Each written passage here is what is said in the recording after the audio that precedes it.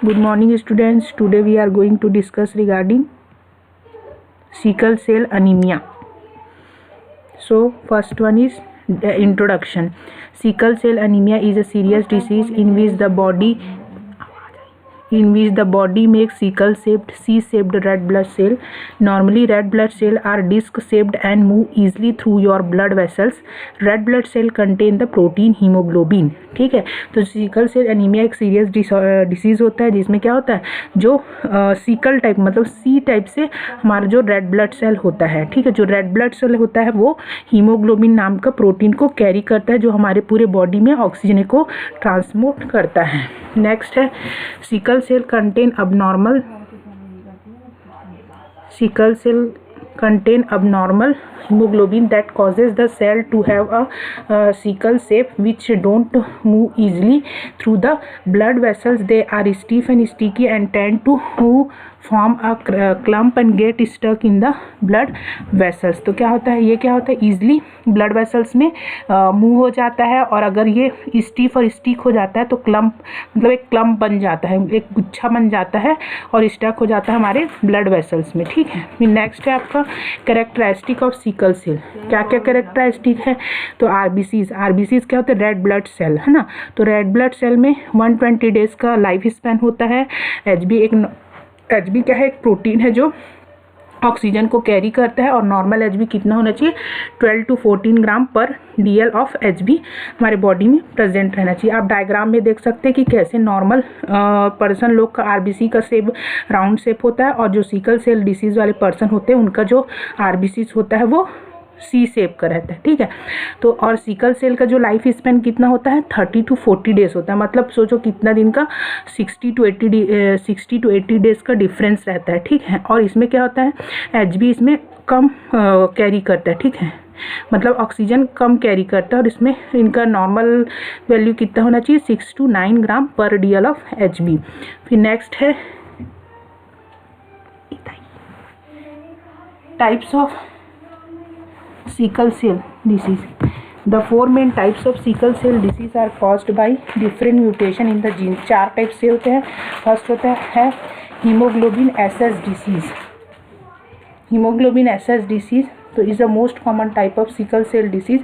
It occur when inherited copies of the hemoglobin S genes from both parents. मतलब ये most common type का क्या होता है, डिजीज़ होता है जिसमें है क्या होता है, हीमोग्लोबिन जो एस जीन क्या होता है दोनों पेरेंट से उसको मिलता है. ठीक है, with this form haemoglobin known as HB haemoglobin SS as the most severe form of sickle cell disease होता है. ये क्या होता है, दोनों पेरेंट्स से उसको एस जीन मिलता है और ये बहुत सीवियर टाइप का डिसीज होता है.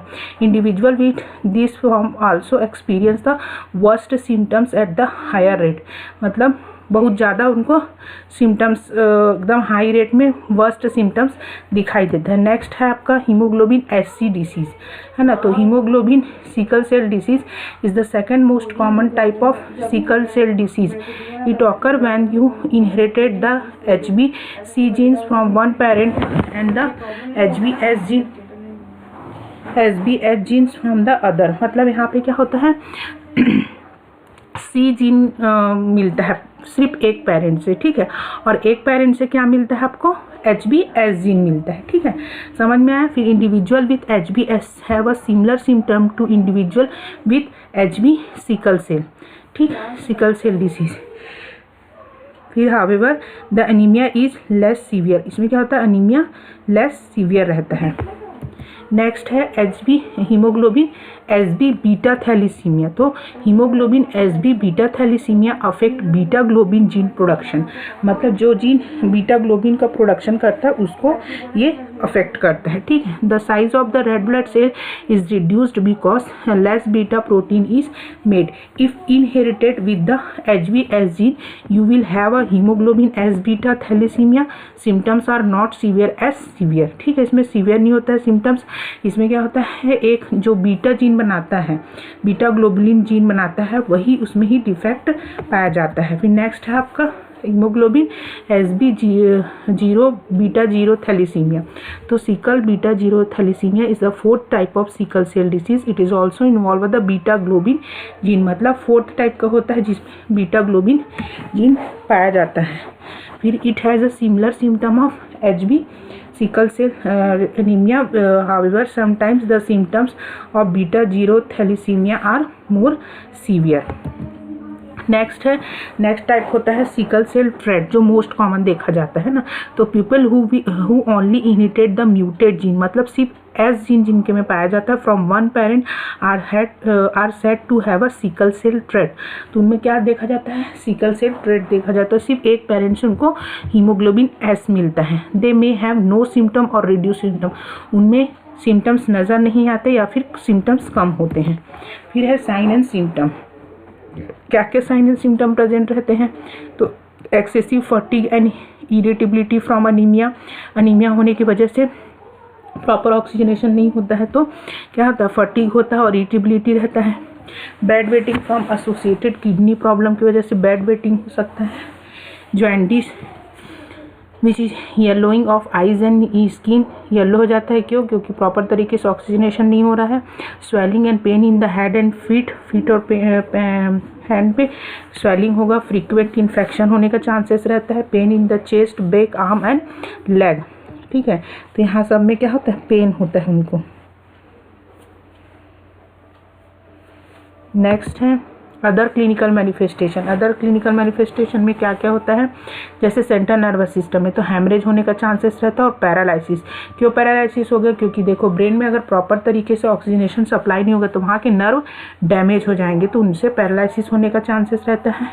दूसरा है कार्डियोवास्कुलर सिस्टम। कार्डियोवास्कुलर सिस्टम में कंजेस्टिव हार्ट फेलियर हो सकता है और हार्ट रेट इंक्रीज हो जाएगा। फिर हमारा पल्मोनरी में एटेलेक्टेसिस होता है, कोलेप्स ऑफ एल्वेलाई, है ना। नेक्स्ट आपका निमोनिया हो सकता है, pulmonary hypertension and respiratory rate increase. GI tract में क्या होगा, एक्यूट हिपेटोमेगाली, आपका लीवर इंक्रीज हो सकता है और स्प्लिनोमेगाली होने का चांसेस रहता है। फिर जेनाइटोयूरिनरी में क्या होता है, हेमीचूरिया, डायरिसिस, मस्कुलोस्केलेटल। हेमीचूरिया होगा मतलब ब्लड प्रेजेंट रहेगा यूरिन में और डायरिसिस रहेगा।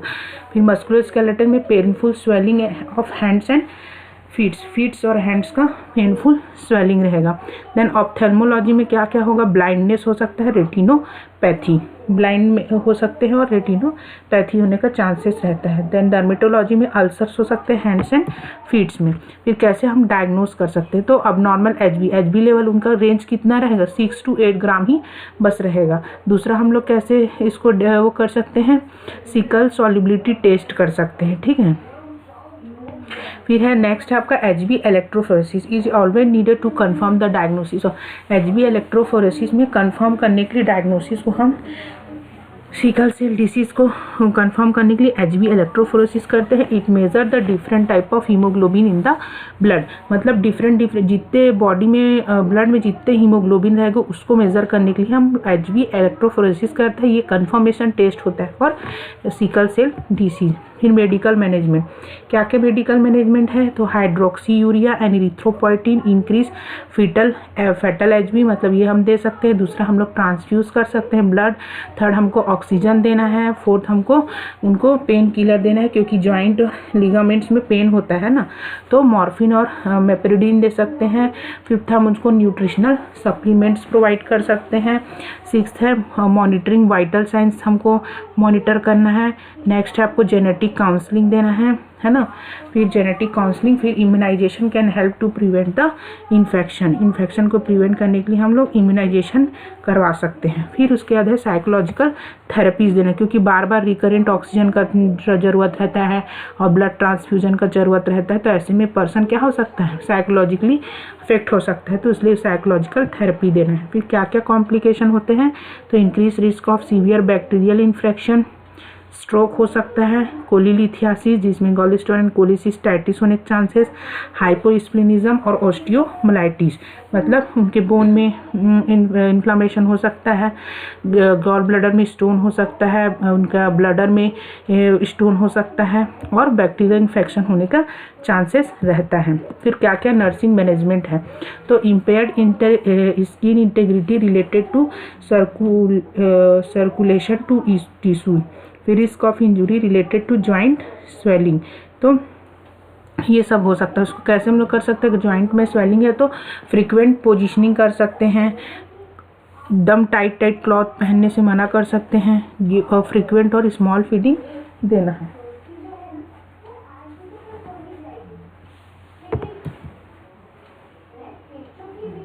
नेक्स्ट है altered renal tissue perfusion related to cell sickling. इसमें हम क्या सकते हैं, एडिमा देखना है ना, वो इनटेक आउटपुट मेजर करना है, observe urine for colour content and order, फिर मेंटेन फ्लूइड इनटेक को मेंटेन करना है। तो ये हमारा सिकल सेल डिसीज होता है। सिकल सेल डिसीज क्या है, एक टाइप का ब्लड डिसऑर्डर है जिसमें रेड ब्लड सेल का जो शेप होता है वो सी शेप हो जाता है, जिसकी वजह से वो प्रॉपर तरीके से ऑक्सीजन कैरी नहीं कर पाता है। ठीक है, थैंक यू।